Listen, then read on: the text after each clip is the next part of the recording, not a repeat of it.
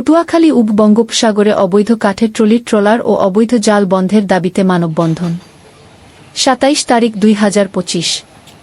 Footage নিজস্ব প্রতিবেদক মোহাম্মদ মামুন হোসাইন, দৈনিক জীবন বাংলা নিউজ। বঙ্গোপসাগরে অবৈধ কাঠের ট্রলার ও অবৈধ জাল বন্ধের দাবিতে পটুয়াখালীর কুয়াকাটায় বিক্ষোভ মিছিল এবং মানববন্ধন অনুষ্ঠিত হয়েছে। রবিবার বেলা ১১টায় কুয়াকাটা, মহিপুর ও কলাপাড়ার সর্বস্তরের জেলেদের আয়োজনে কুয়াকাটা চৌরাস্তা এলাকায় এ মানববন্ধন অনুষ্ঠিত হয়। পরে একটি বিক্ষোভ মিছিল বের করা হয়। মিছিল শহরের প্রধান সড়ক প্রদক্ষিণ করে পর্যটন পার্কের সামনে গিয়ে শেষ হয়। মানববন্ধনে বক্তব্য রাখেন আশার আলো মৎস্য সমবায় সমিতির সভাপতি নিজাম শেখ, কুয়াকাটা জেলে সমিতির সভাপতি আবু হানিফ খরামি ও কুয়াকাটা মাঝি সমিতির সভাপতি চান মিয়া সহ জেলে ও মৎস্য ব্যবসায়ীরা। মানববন্ধনে কুয়াকাটার মৎস্য সংশ্লিষ্ট ৭টি সংগঠনের হাজারো জেলেরা অংশগ্রহণ করেন। মানববন্ধনে বক্তারা বলেন, বিগত ১০ বছর যাবত অবৈধ ট্রলিংয়ের ছোট ফাঁসের জাল দিয়ে মাছ শিকার করে আসছে কিছু অসাধু জেলেরা।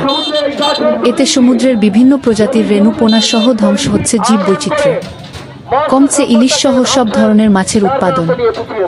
দ্রুত সময়ের মধ্যে ট্রলিং বন্ধ না করলে আরও কঠোর কর্মসূচি গ্রহণের হুঁশিয়ারি দেন জেলেরা।